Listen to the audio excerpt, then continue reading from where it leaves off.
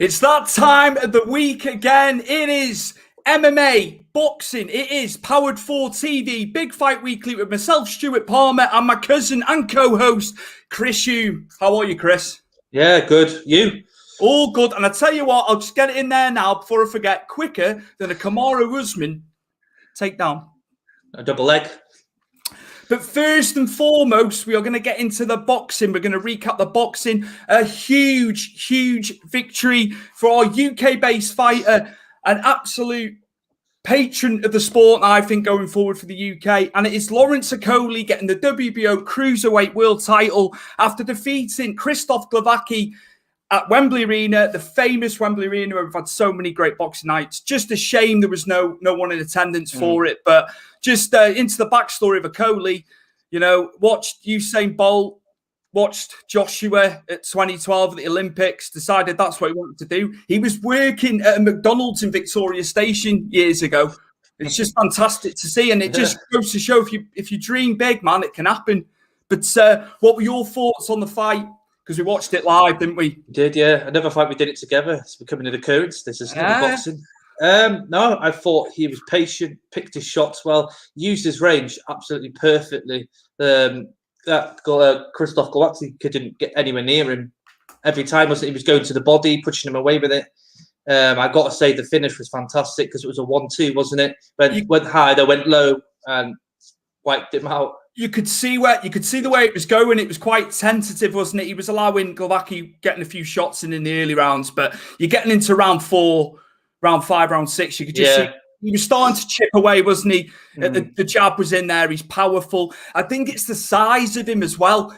You know, he's 6'5". He's got the reach. I think, you know, there's unification fights at Cruiser for him yet. And you know, don't rush him up. But the plan is, Eddie Hearn being the promoter that he is, he can see that the lad can go up to heavyweight in the near future. But there's going to be fights for unification. Maris Bradis, who's beat Glowacki in the past. And also the guy that Bellew conquered at Goodison Park, one of our favourite football grounds. Our favourite football ground. Away from home. McCarby, who's got the WBC title. So plenty of fight opportunities for Okolie going forward and some big nights. And hopefully he'll get some, you know, attendances in at that point, because that was the only thing that was missing for me the other night was there's nobody in attendance. So that would have been amazing, even if it had like, you know, a couple of thousand in. But I'm not taking the gloss. It's a massive win. I'm not taking the gloss off it at all. But very, very happy for the lad and look forward, because we've seen many guys go up from Cruiser. David Hay went up. Tony Bellew's gone up as well. And then Usyk, the big Ukrainian, he's gone up. So, yeah, all into the future. It's looking good for him, absolutely. And on the undercard, back in action, we had the conqueror Scott Fitzgerald, Anthony Fowler. Anthony Fowler is now on a 5-fight win streak. And now he's obviously looking to go on for bigger and better. He won the international title, which is just under the world title. And Joe Cordina, a fellow Welshman, still undefeated. He hadn't boxed for a while, Joe Cordina, but he was back. So I just wanted to make mention of them briefly because we've got quite a bit to cover. But it was good. It was a good night for UK boxing. Cordina was on a majority decision. So one judge had his opponent with the win, but he got through it. He got 10 rounds in as well. It was quite a tasty one, that one, to be fair, Chris. But all in all, a good night for the UK. I was watching back the Fowler and the Fortina fight just before we went live, just to obviously refresh myself.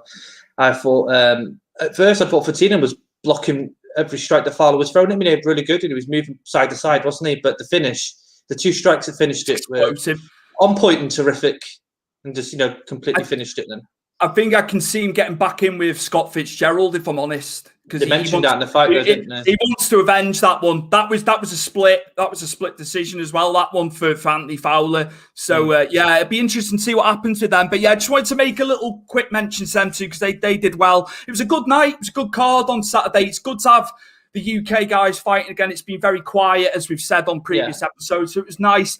And I think we can move on now to Russia. There was another card going on. This main event was on an hour before Okoli's main event, so I managed to squeeze it in. It was Artur Beterbiev against Deans, a German, and he retained. He's an absolute powerhouse at light heavy. He's a great fighter.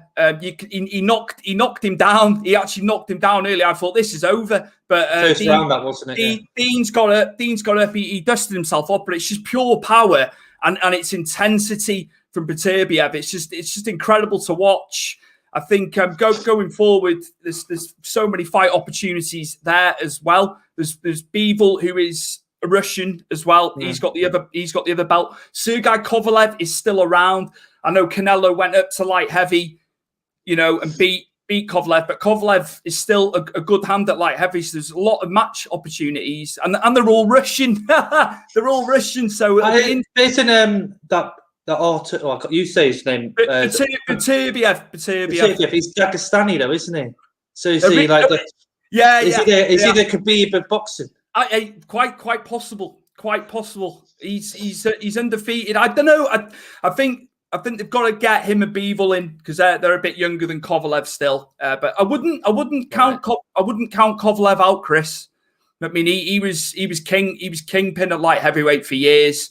So it'll be interesting going forward. It was a good night, and I think it's perfect now to go into the UFC, Chris, and the results from Sunday morning for us, Saturday in the US, and it was Derek Brunson defeating Kevin Holland. Your pick, Kevin Holland, one for the future. No, hey, there's nothing wrong with that.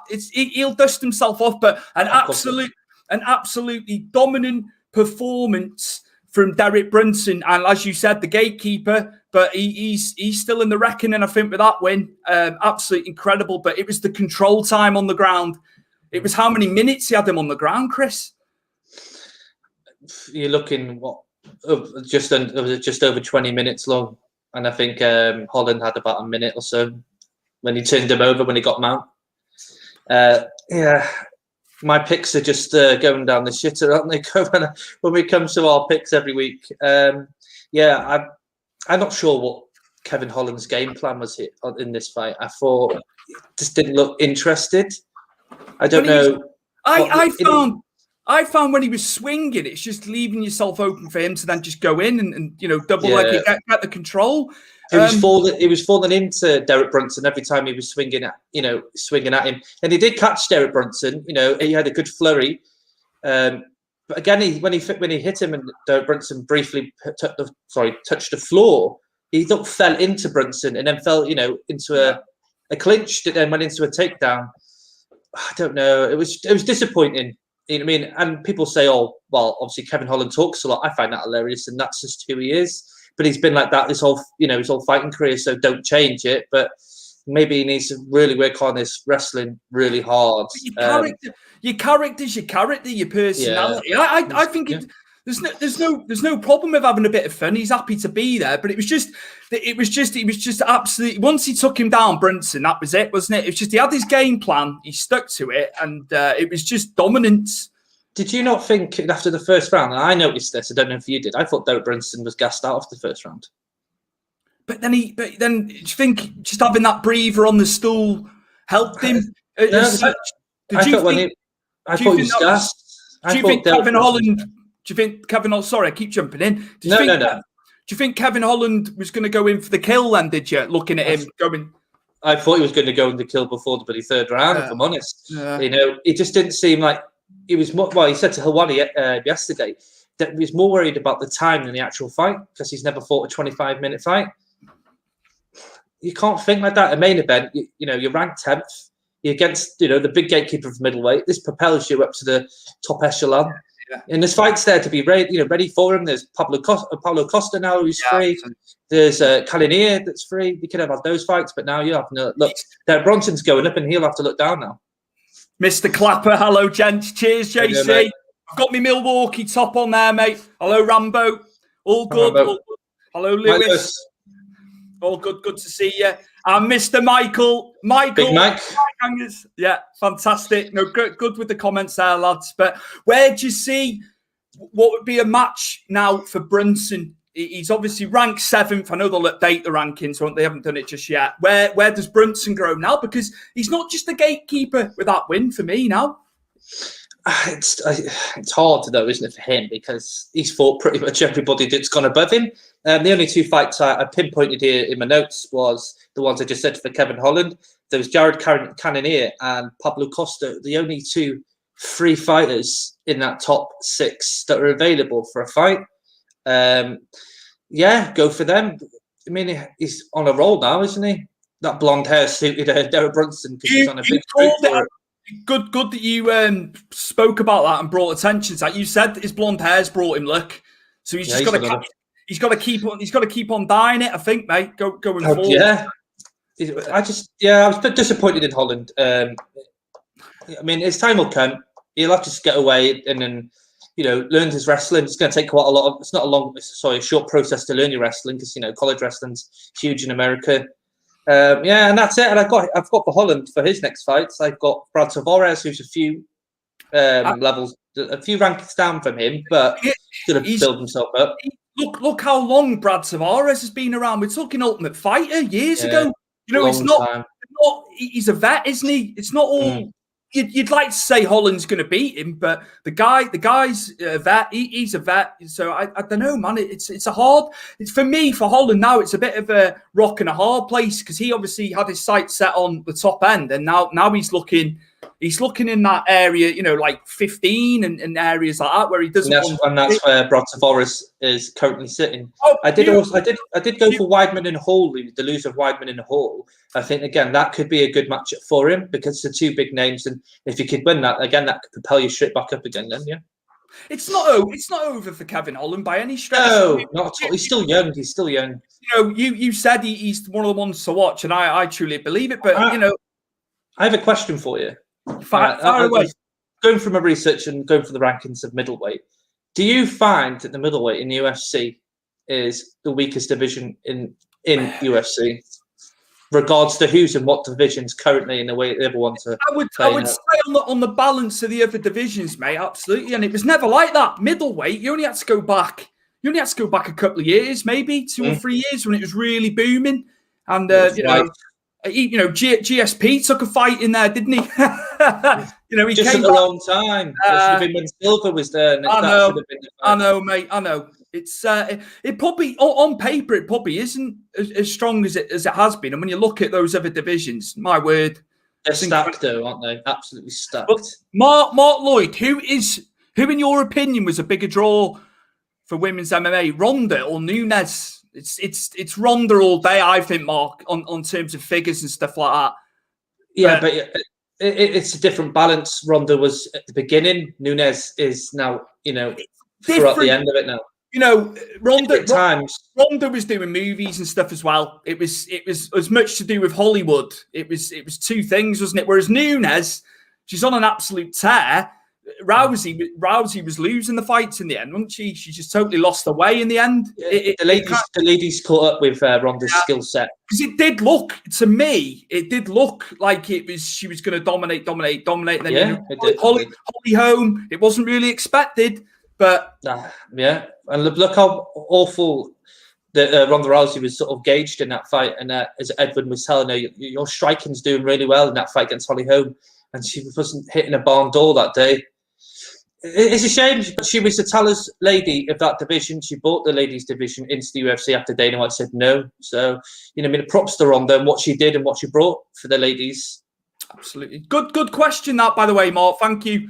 We like your questions as we're going through, and there's plenty of time to answer your questions later as well. We will have a section where we're going to go. Yeah.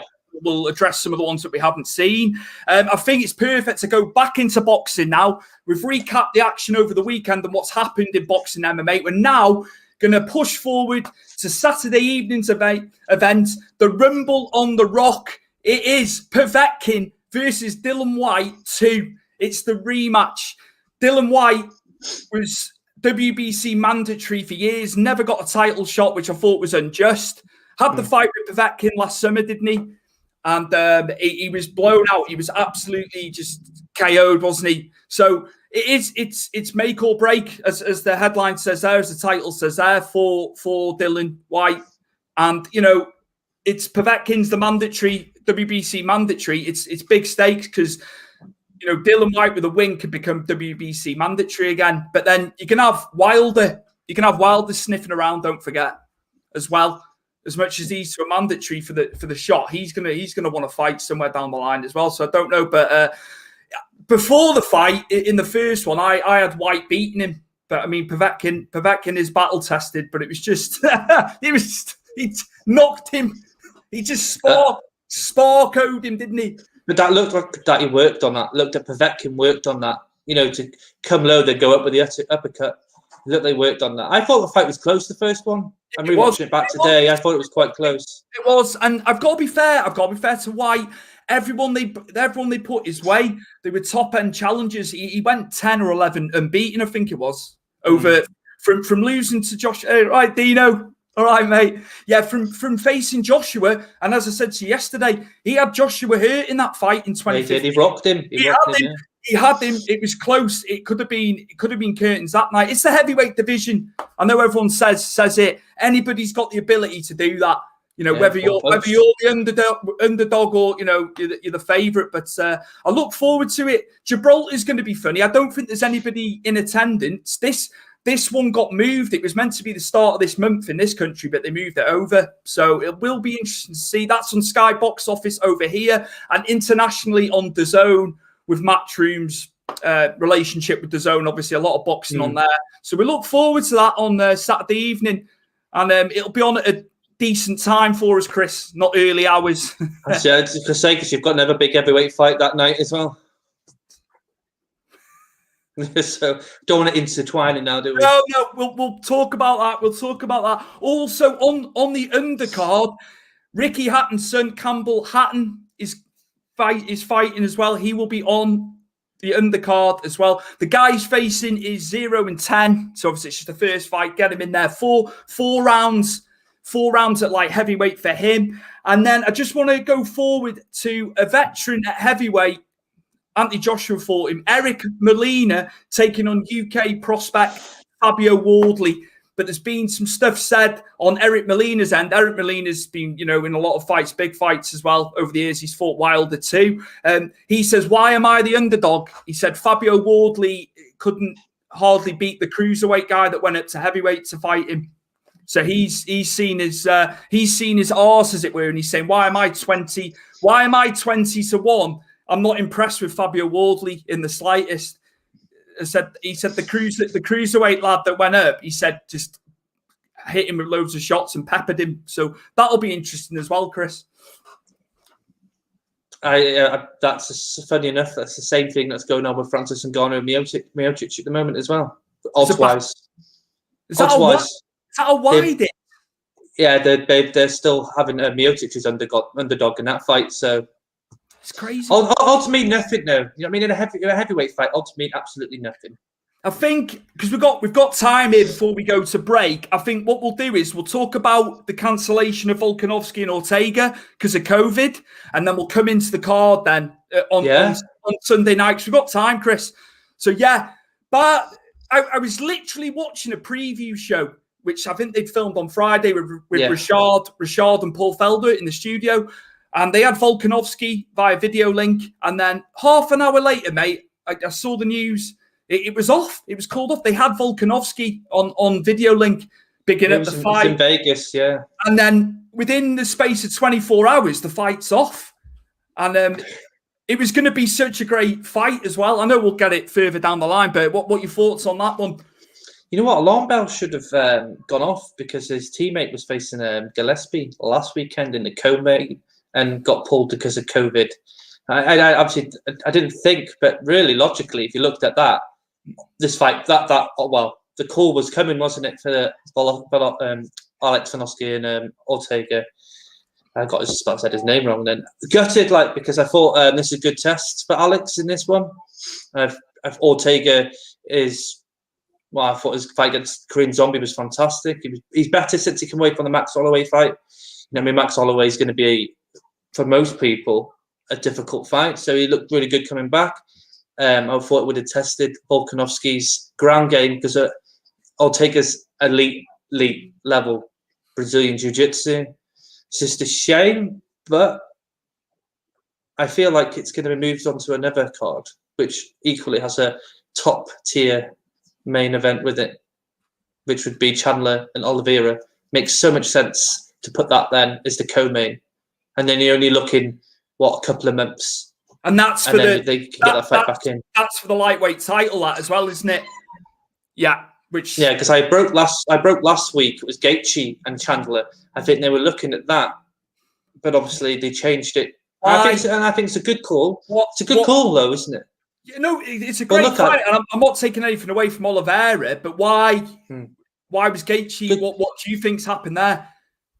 Well, I summarised this today. So I looked at everybody who Khabib's fought and who he hasn't fought. And you think now, if Gaethje and Chandler fought for the lightweight title, Gaethje, say, beats Chandler, Gaethje's going to be the guy that lost to the guy, which is Khabib.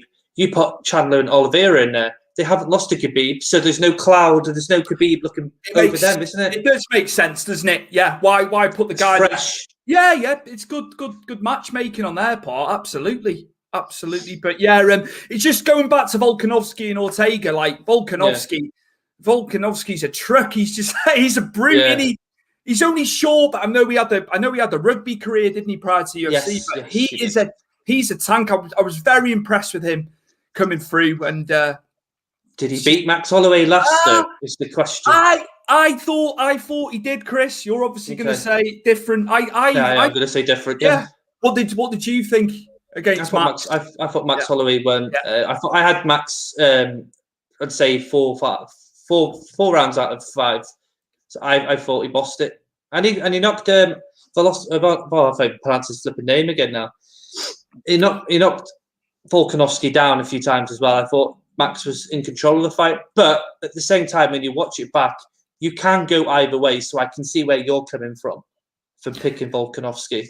And we know what the judges are like sometimes, Chris. As well. Never leave it in their hands. It's so hard. It's so hard. And you're looking at it and thinking you're getting paid to do that, and you've done it for a number of years, and you've probably got it wrong. But sometimes it's just what they see and what I see and what you see. It is. But as you say, just finish it if you can. don't let it go to them. But Max Holloway would be waiting in the wings. He'll get the next title. And he looked the best he's looked in the last fight. That was utter domination. That was. It was. He looked amazing, and he's been fantastic right the way through. Even when he was breaking in, I know fighting Conor many years ago, you could see. Yeah, but that made him better. That made him better when he beat Conor. When Conor beat him, and he went up to lightweight as well. Can't take it away from the guy. He's long, isn't he? He's tall for feather. So yeah, he doesn't shirt the fights. That boy, he's a proper fighter, isn't he? Definitely. That's another fight you can see that whoever wins, Volkanovski, Ortega. I mean, Ortega's already fought Holloway as well, and got the end of Holloway's striking power in that fight. So yeah, it's good for them. If they can get this turnaround, get them on the Chandler Oliveira card, have them as co-main. I'm hearing Tony Ferguson and Belleru Donesh is going to be on the third fight in the main card for that as well. And I think they're going to do another featherweight backup on the main card for that. So everyone's got a just-in-case clause. It's all very... build into something. Yeah, it's coming together, isn't it? They're structuring it really well, especially, across lightweight. It's going to be amazing, I think, going forward, what we're going to see. Yeah. When we come back, we are going to preview actual matches that haven't been cancelled for UFC 260. It is still a big evening. So in the meantime, here is Powered 4 TV on demand and what they do best. Storm, Jody Flash, the Fallen Angel, Christopher Daniels, the phenomenal AJ Styles. See, I don't know if you guys know this, but as individuals, we've held more titles than you guys will ever have in your career. And now as a tag team, I gotta be honest, I don't see how we can lose. Johnny Storm, Jody Fleiss, congratulations! You just assured yourself the first runner-up spot in the 1PW Tag Team Title Tournament. Because you may be the best in Great Britain, but let's be honest, AJ Styles and Christopher Daniels, we are superstars on a worldwide scale. So as good as you are, let's be honest, buddies, standing next to us, you just don't measure up. In the end, AJ and I, we're gonna represent 1PW as the greatest tag team champions in history. And just so you know, it's not a threat. And that's not a promise. That's the gospel, according to the patron saint of phenomenal and God's gift to wrestling. And this is going to be one of the sternest tests that Fleisch and Storm have ever had. And you've got to ask yourself, Joe, the fact that they're in their home country, the fact that they're flying the flag of the United Kingdom, is that going to inspire them, or is it going to be a pressure on them?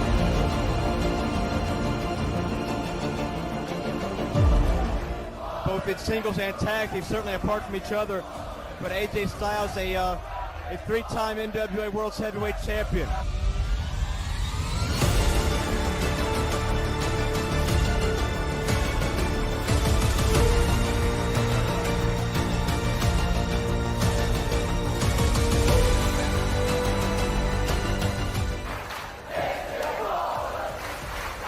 We must have got at least half an hour by now, Joe.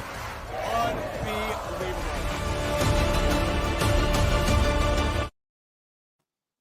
The fantastic 1PW there, a great promotion from way back when, and a great tag team match there. Jody Fleisch and Johnny Storm, two of the mainstays of UK wrestling for many years, two of my favourites. They flew the flag, they went abroad, they went to the US, did very well. And Christopher Daniels and AJ Styles, what can you say? Elite wrestling right there. Mm. So, yeah, back to UFC 260, and we are previewing one of the bouts on the undercard first at bantamweight.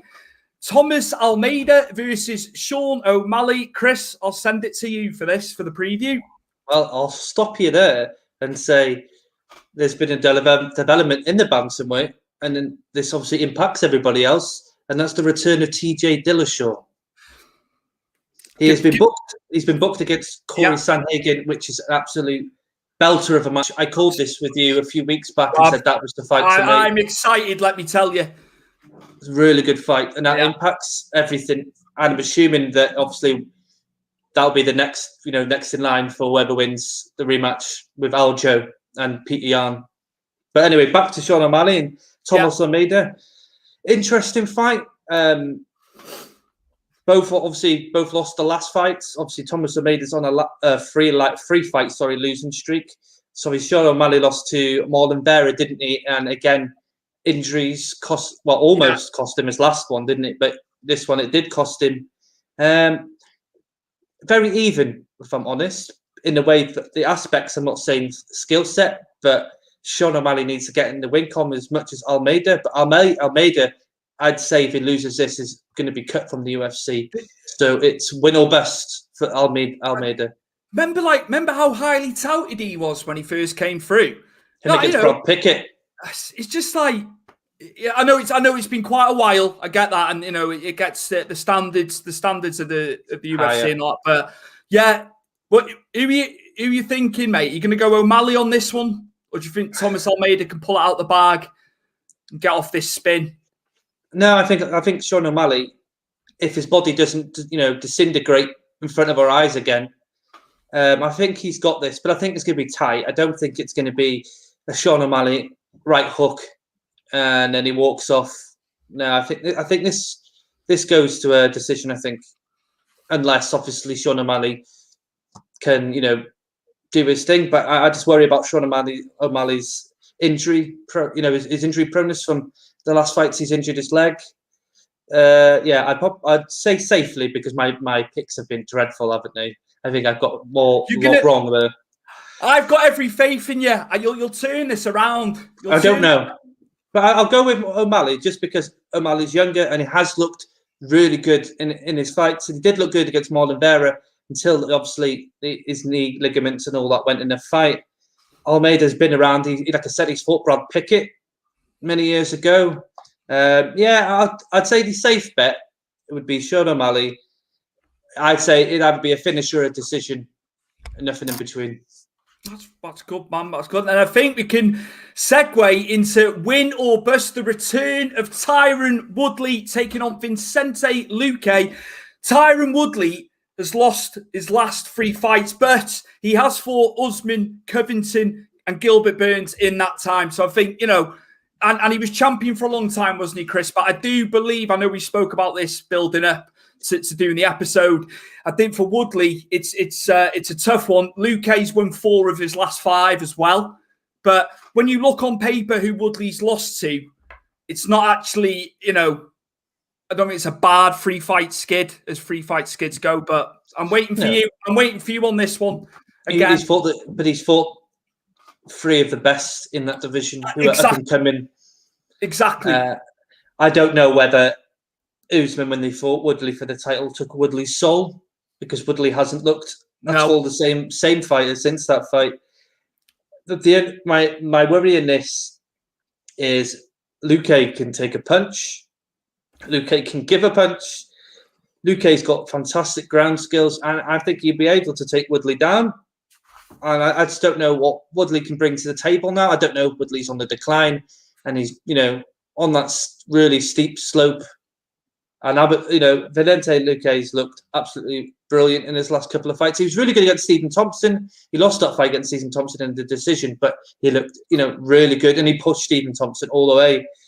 I don't know if Woodley has the same appetite as he once had, and I don't think he really had it against Darren Till. I just think Darren Till let the time and emotion get to him in that title fight a few years ago. I was gonna say about Darren Till, Woodley's last victory, but yeah, and there again with Till, 170. It's just it was cut too much. It's too much. Not taking it away from Woodley winning the fight, but as you say, it was the moment with Darren Till in there. But I still maintain he was too big for 170 anyway. But yeah, you've still got to go in there and fight. Sorry. Going back to Woodley and Luque, sorry. I just think he can boss Woodley. He can push Woodley against the fence and clinch work him and go to the body. I don't know if you've noticed against Burns and against who was it he fight? Covington. They worked his body.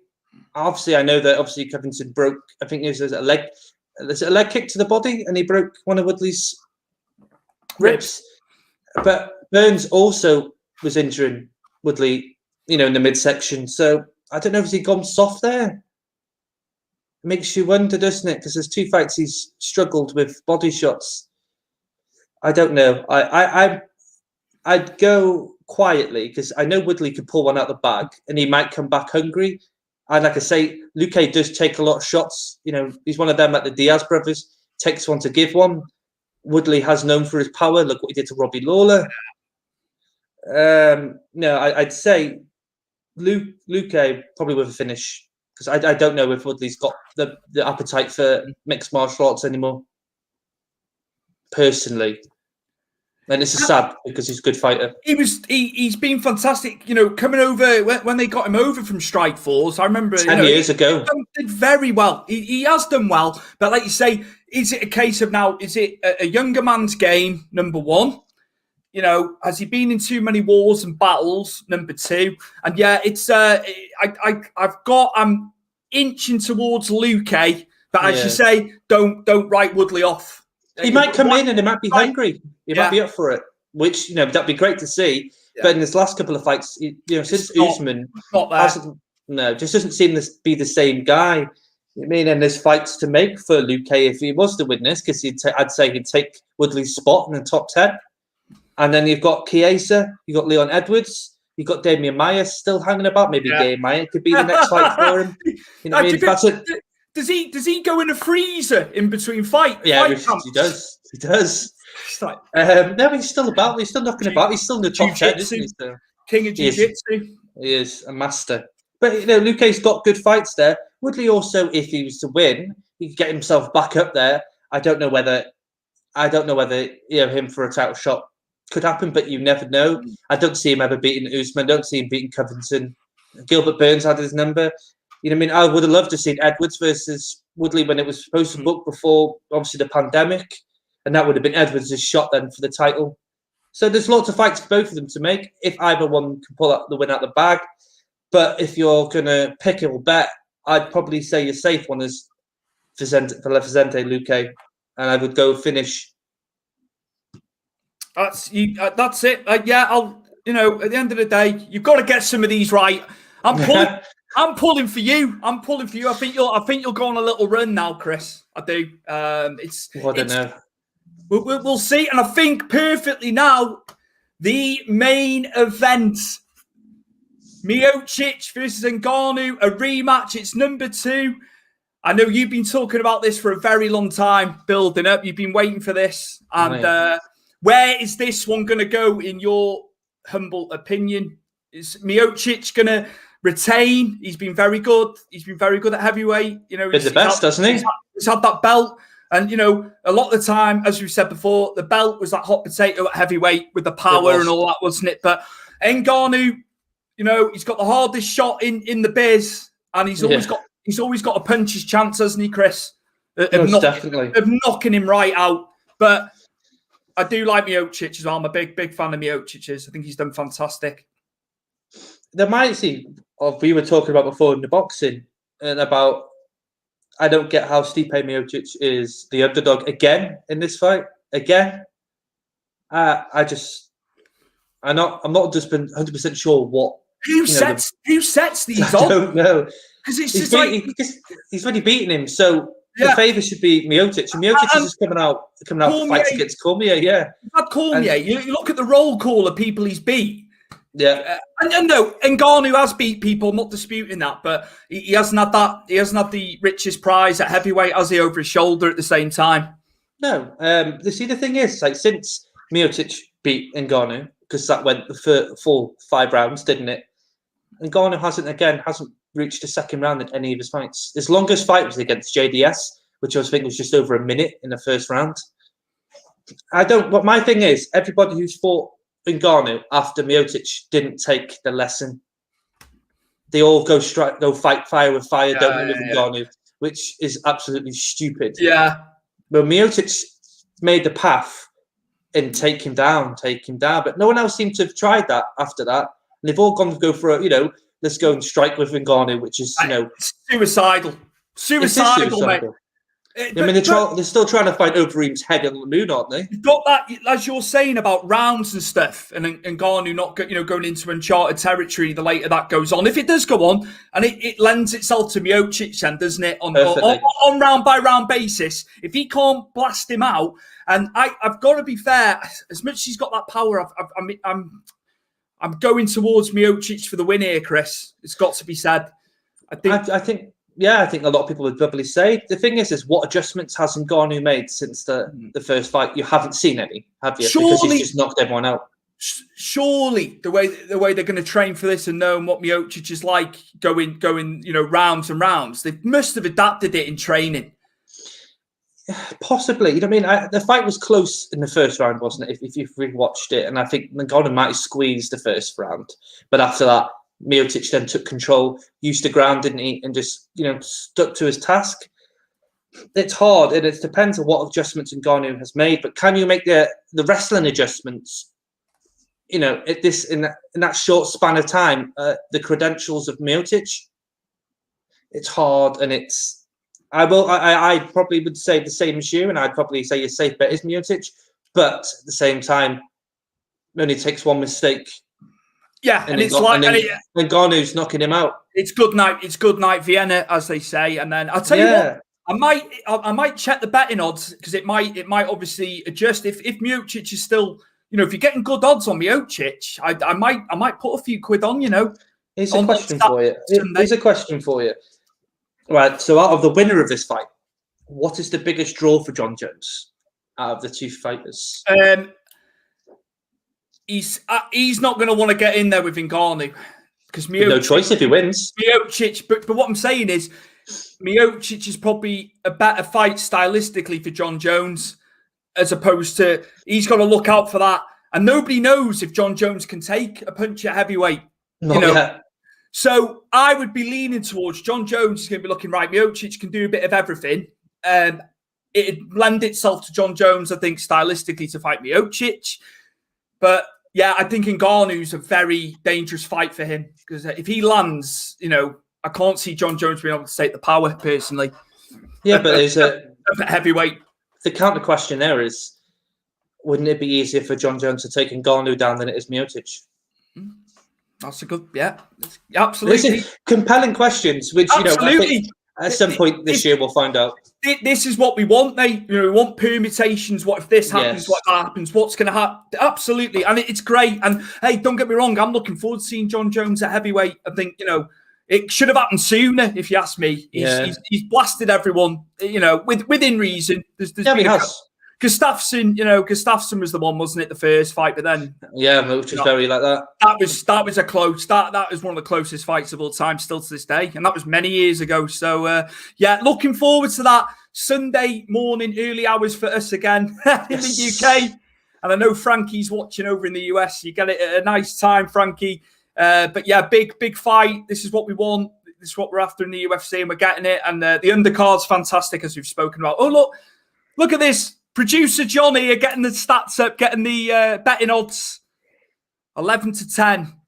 Yeah, I'm gonna have to put a few quid on Miocic to make it worth my while, I think. But still, yeah, but maybe if you pick a round or a finish, you're more likely to get more money. Yeah, absolutely. They'll widen then. Absolutely. Yeah, I think it'd be perfect now to maybe pull up a few more viewers' comments before we go. Yeah.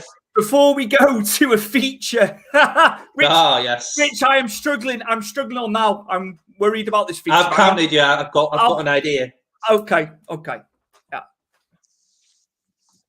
Aaron, when will you make a successful fight pick? I'm Aaron. Aaron's a good friend of mine and Chris's. I think he's going to do it this week. Chris, your retort to Aaron?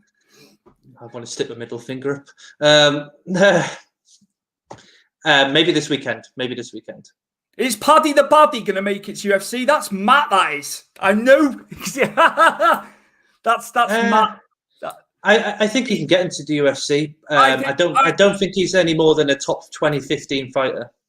Do you know what? He's one of them guys, mate. I know it's wrong of me to say. I just don't like the look of him. Doesn't mean he's a bad fighter, but I've seen him in Cage Warriors. I'm like, fucking hell. But yeah, I know Matt's quite hot on him. I think that's come from him. So I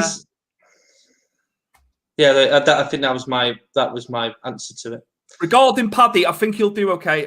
Which UK fight? Regarding Paddy, I think he'll do okay, but I'm not sure. He's much more than a 20 to 15 round fighter. Yeah, he might do all right. You never know. Or which UK fighter should be cut to make room for Paddy? Get ruthless. That's Aaron, because Aaron sent me that.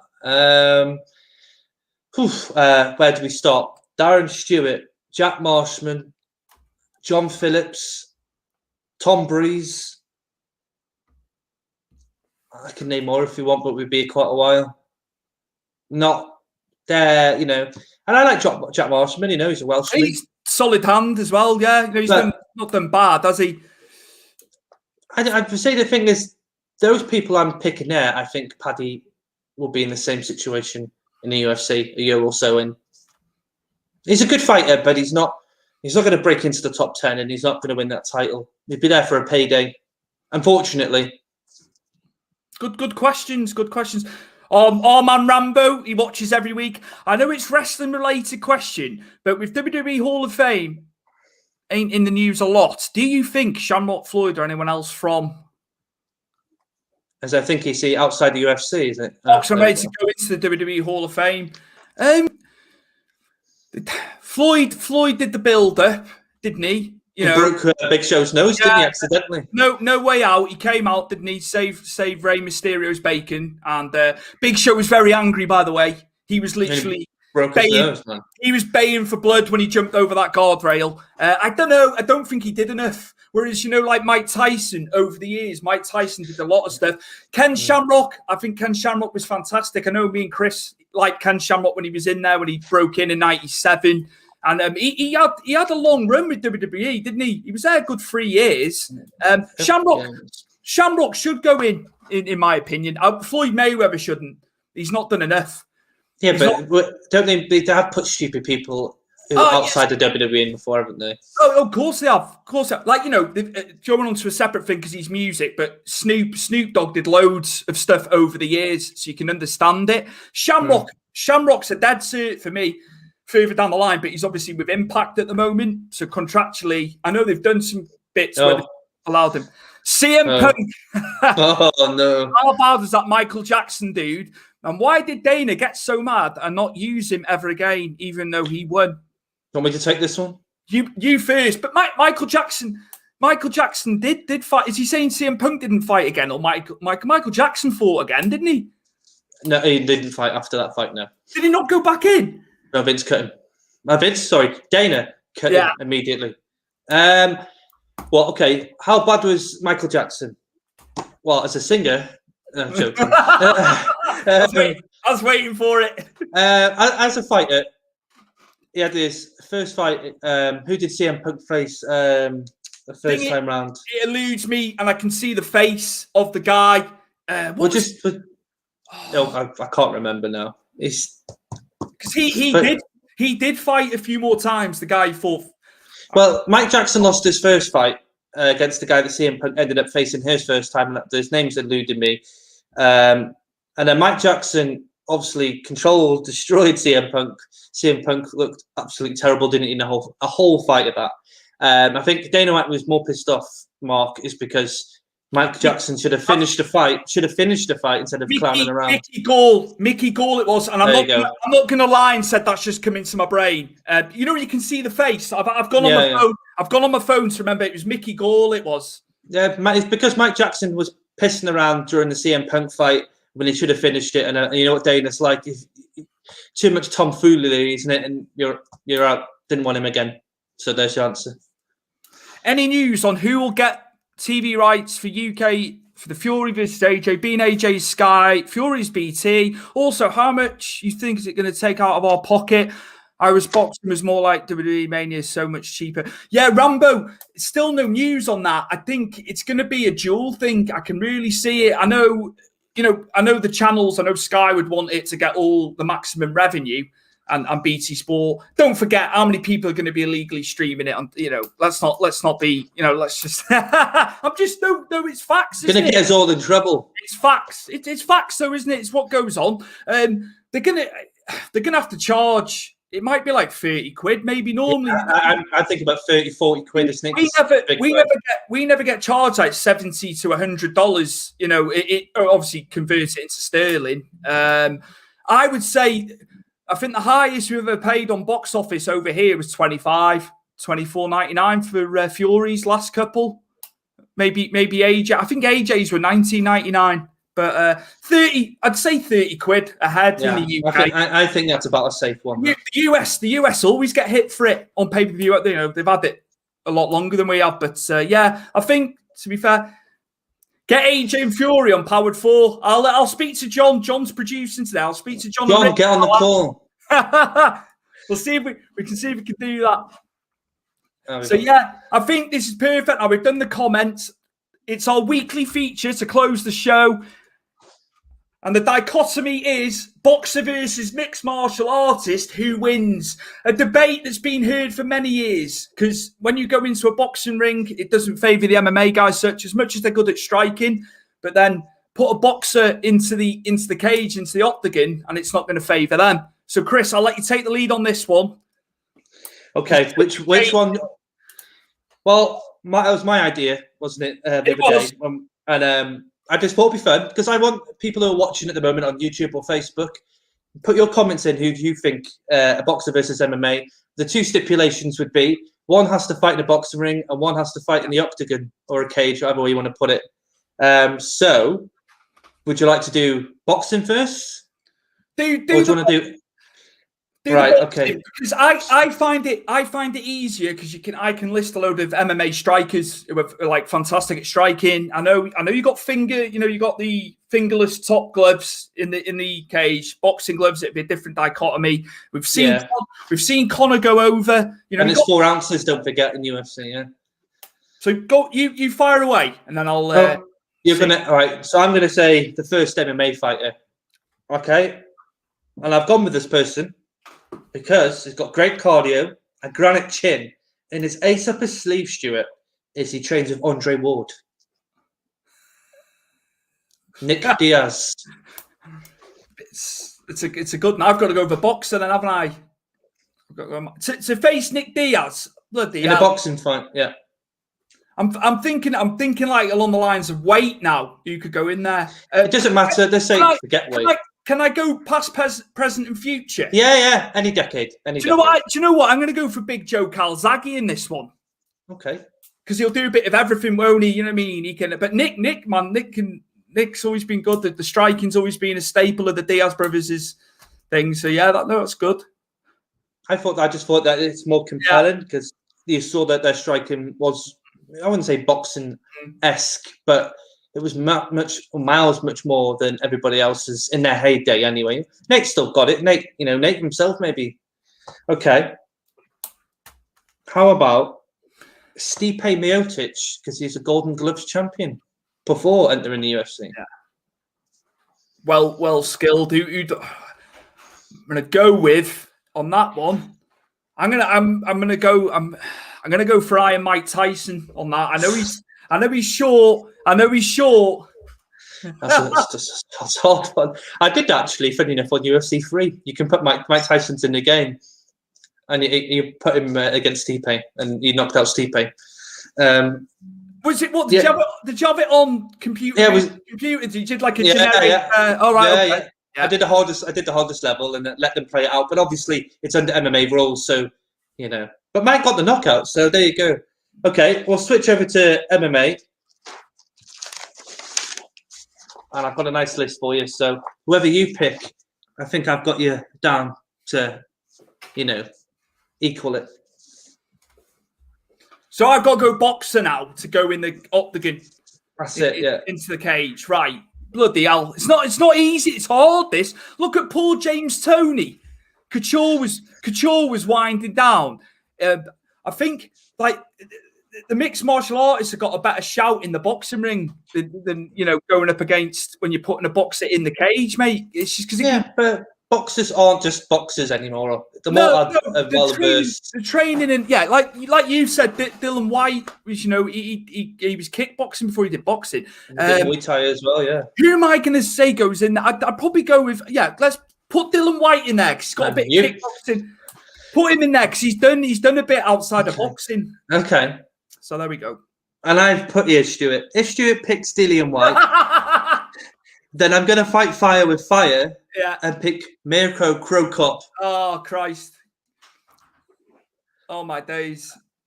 That, my friend, would either be hospital or funeral. Which leg?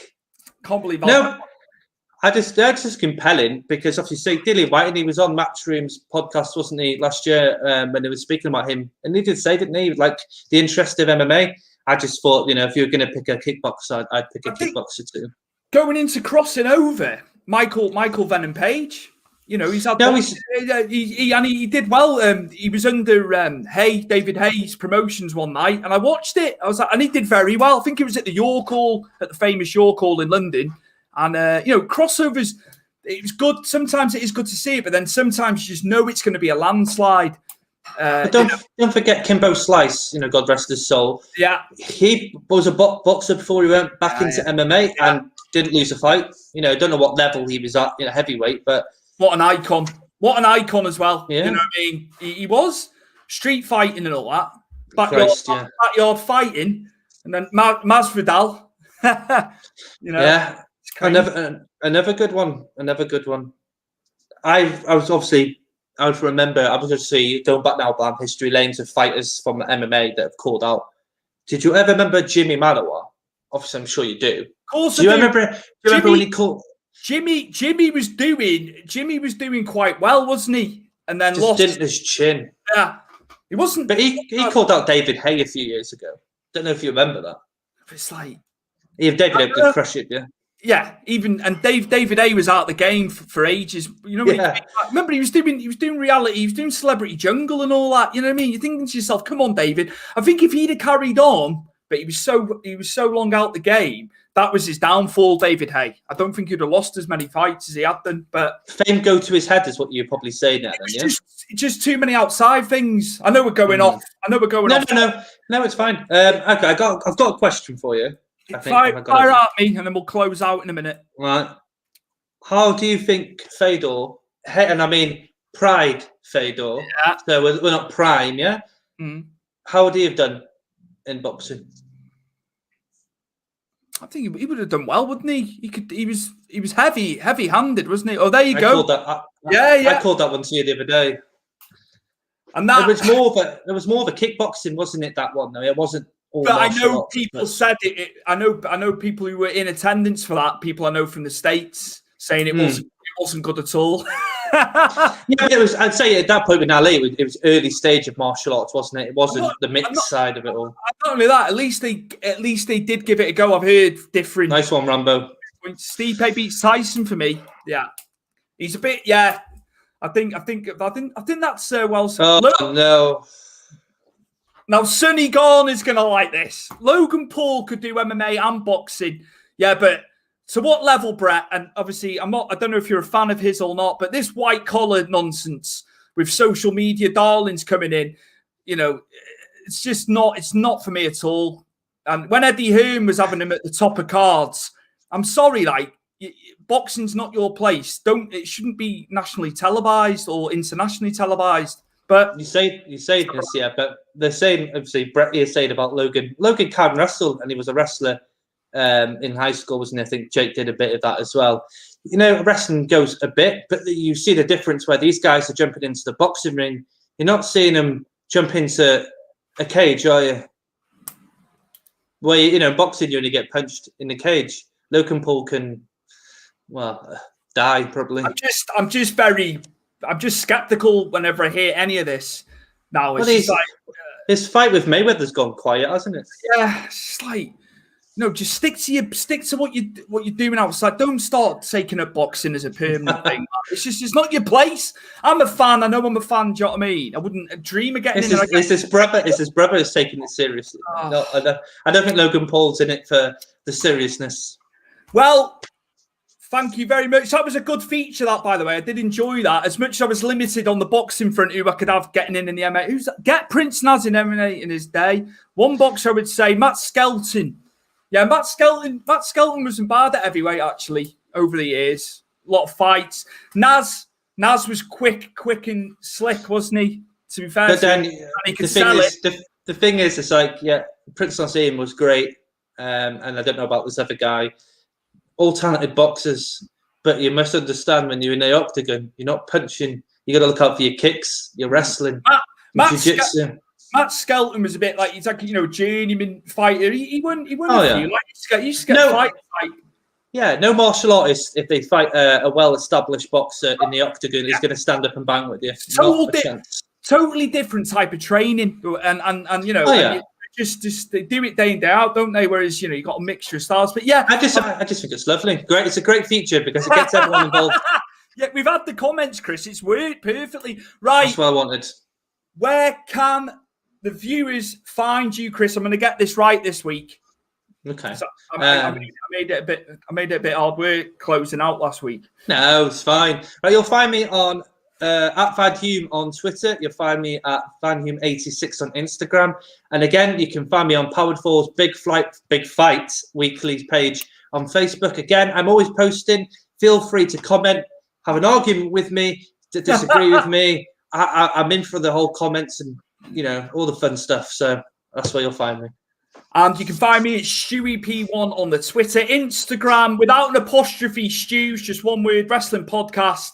And yeah, you can find me on Facebook because I've got Stu's Wrestling Podcast on there. And we will see you next week for episode 6 of Big Fight Weekly with Powered 4 TV. Thank you very much to everyone for getting involved. Love the comments this week. And we will see you next week. Same time, same place, Tuesday, 6 p.m. Be there. Jockeying for position. Neither man wants to give an inch, but something's got to give at some point.